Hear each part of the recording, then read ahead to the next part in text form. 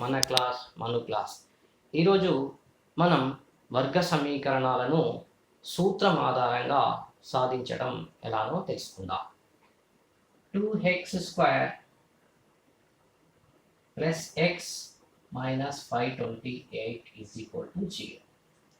దీని యొక్క మనకు సాధారణ రూపం ax² plus bx plus c 0. ఇచ్చట a 2, b ఏం లేకుంటే x యొక్క గుణకం 1 అన్నట్టు మాట, c మైనస్ 528. ఇప్పుడు మనం సూత్రంలో ప్రతిక్షేపిద్దాం. ఏంటి ఆ సూత్రం? Minus b plus are minus root b square minus 4ac by whole by 2a. That implies minus b అంటే minus 1 plus or minus root under root b square 1 square minus 4 into a 2 into c minus 528 whole by 2 into a, that is 2.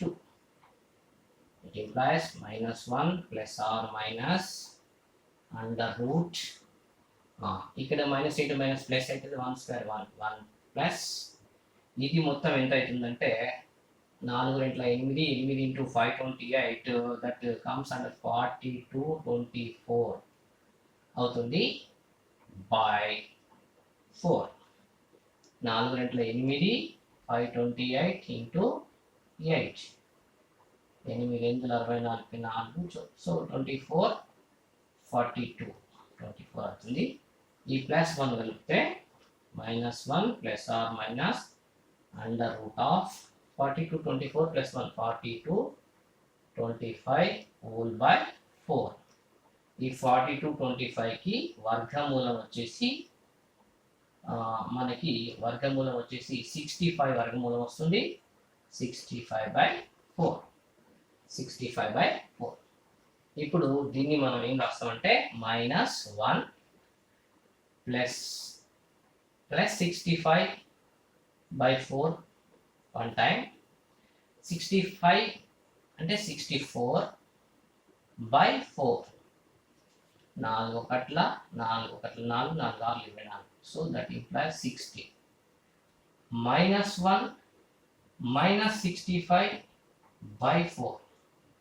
that implies minus 66/4. 2 మూల minus 33/2 is the answer. ఇవి రెండు మనకి మూలాలు అన్నమాట, 1 and 2. Okay, ఈ రకంగా సూత్రం ద్వారా చాలా సులభంగా సాధించవచ్చు. అదే రకంగా ఇంకా కొద్దిగా డిఫరెంట్ సమ్స్ను ఎలా సాధిస్తామో తెలుసుకుందాం. రెండవది ఒక రాత లెక్క. 2 వరుస ధన భేసి సంఖ్యల వర్గాల మొత్తము 290 అయినా ఆ సంఖ్యలను కనుగొనము. 2 వరుస ధన భేసి సంఖ్యలు. ఒక మొదటి బేసి సంఖ్య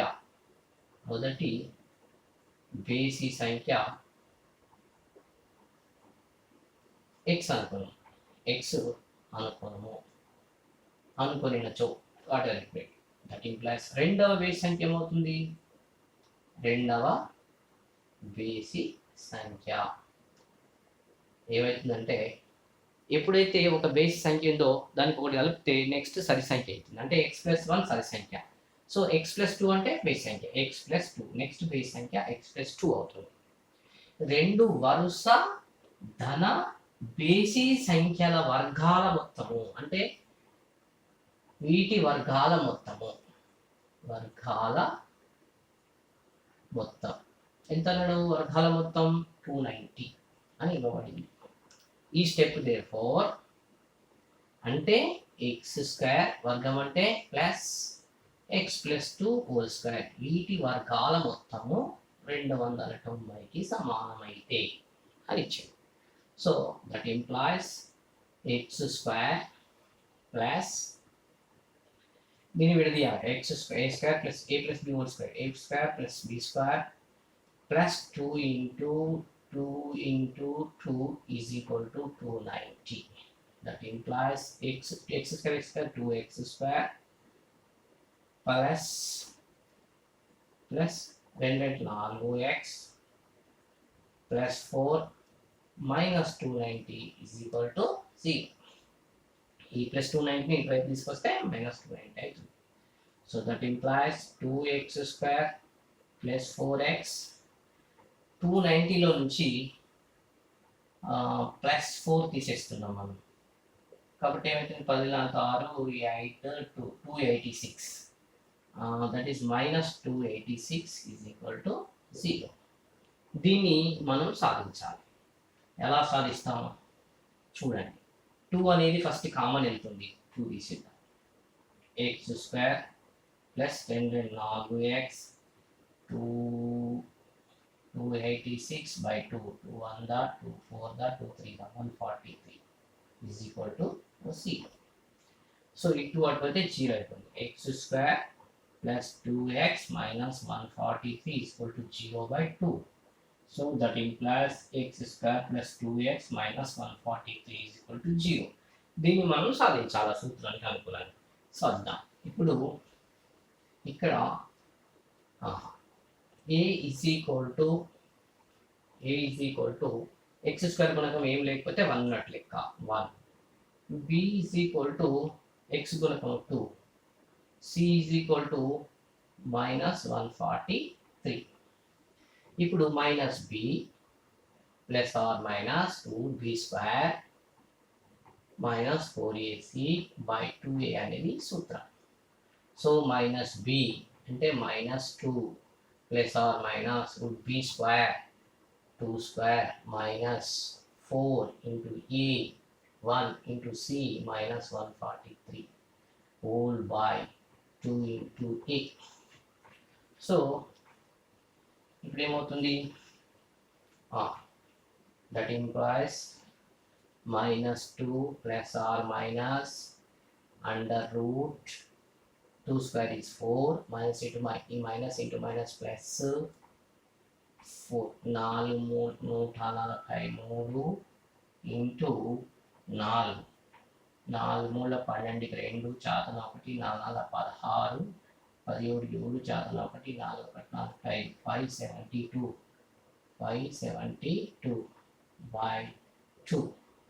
So minus 2 plus or minus under root of 572 plus 4 576 by 2. 576 by 2. 576 కి వర్గమూలం ఏమొస్తుందో ఒకసారి మనం గెస్సింగ్ చేద్దాం. చూడండి 25 ఇంటూ 25 చేస్తే మనకి 625 వస్తుంది. 25 ఇంటూ 25 625. అదే 20 ఇంటూ 20 చేస్తే 400. సో 400కి 20 ఇంటూ 20 చేస్తే 400. ఈ 400కి 625 మధ్యలో 576 ఉన్నది కాబట్టి వీటి మధ్యలో ఎన్ని నంబర్స్ ఉన్నాయి? 21 ఉంది, 22 ఉంది, 23 ఉంది, 24. 21 ఇంటూ 21 చేస్తే యూనిట్ ప్లేస్లో 1 వస్తుంది కాబట్టి ఇది రాదు. 22 ఇంటూ 20 చేస్తే యూనిట్ ప్లేస్లో 4 వస్తుంది, ఇది కాదు. 23 ఇంటూ 39 కాదు. ఇది అవకాశాలు ఉంది. అంటే 24 ఇంటూ 24 చేస్తే అవకాశాలు ఉంటాయి. 4 4 16 6 చాతన 1 4 9 2 4 8 2 రెట్లు 4 6 9 17 చాతన 576. సో 24 అనేది వర్గమూలము అవుతుంది అని మనకు తెలిసిపోతుంది. -2 plus are minus 576 24 by 2. That implies -2 plus 24 whole by 2 ఒకసారి చేస్తాం. -2 minus 24 by 2 ఒకసారి చేస్తాం. ఇక్కడ ఏమొస్తుంది? -26 by 2 అంటే -13 వస్తుంది. అంటే డిస్టెన్స్ అనేది ఇక్కడ వరుస దాని బేసి సంఖ్య. సో -13 అది తీసుకున్నాం. ఇదే రకంగా ఇక్కడ ఏం చేస్తున్నాం? 24లోకి వెళ్ళి 2 పోతే 22 by 2 11 వస్తుంది. 11 అంటే ఫస్ట్ ధన x 11 వచ్చింది. అంటే x ఈజ్ ఈక్వల్ టు 11. రెండవ ధన సంఖ్య ఏమవుతుంది? రెండవ ధన బేసి సంఖ్య. బేసి సంఖ్య మనం ఏమనుకున్నాం, x+2 అనుకున్నాం కదా. That implies 11+2 that is 13. So 11 and 13 అని మనకి తెలుస్తుంది.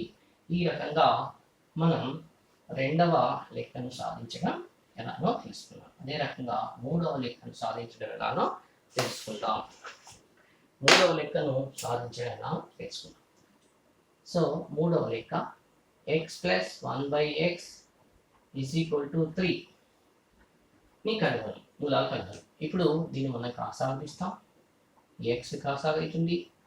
1 x1 భాగిస్తే x వస్తుంది. x into x x² అవుతుంది. x x1 భాగిస్తే 1 వస్తుంది. 1 into 1 1 = 3. అడ్డుగుణ కారం చేస్తే x² + 1 = 3x అవుతుంది. దట్ ఇంప్లైస్ ప్రామాణిక రూపంలో రాస్తే x² - 3x + 1 = 0 అవుతుంది.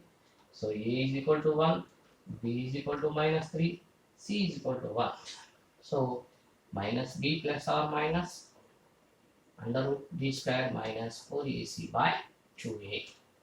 సో -b అంటే -3 plus or minus √b² అంటే -3² -4 into a 1 into c1.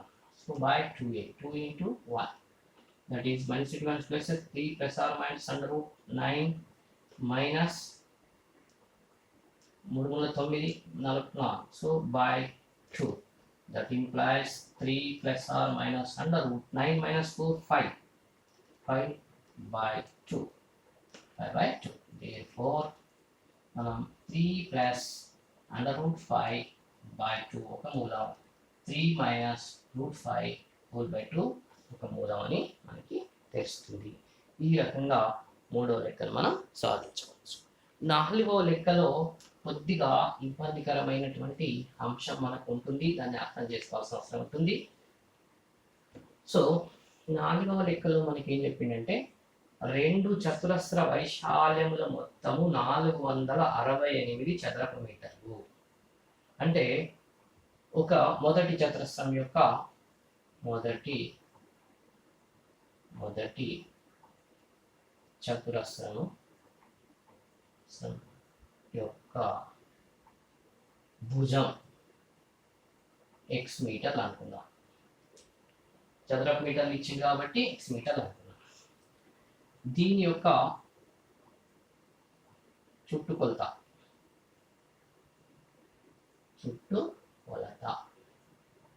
4x metre. Okay.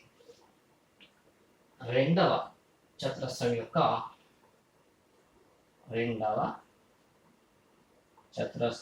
చుట్టుకొలత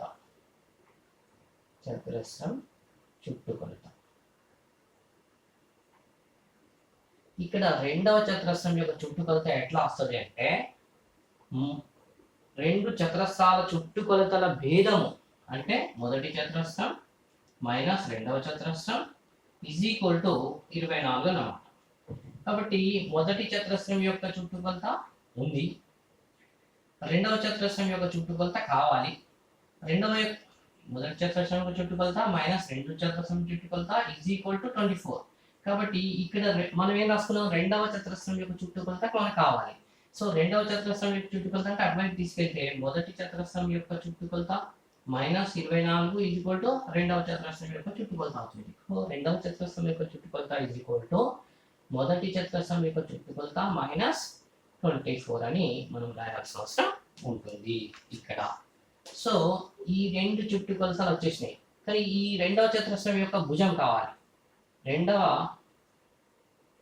చతురస్రం యొక్క భుజం ఎందుకు కావాలి, దాని వైశాల్యములు మనకి ఇచ్చింది, వైశాల్యాల మొత్తం అన్నాడు. కాబట్టి రెండవ చతురస్రం యొక్క వైశాల్యం రావాలి అంటే రెండవ చతురస్రం యొక్క భుజం తెలవాలి. రెండవ చతురస్రం యొక్క భుజం ఎట్లా వస్తుంది, 4x - 24/4 చేయాలి. ఎందుకంటే ఇది చుట్టుకొలత 4 భుజాలు.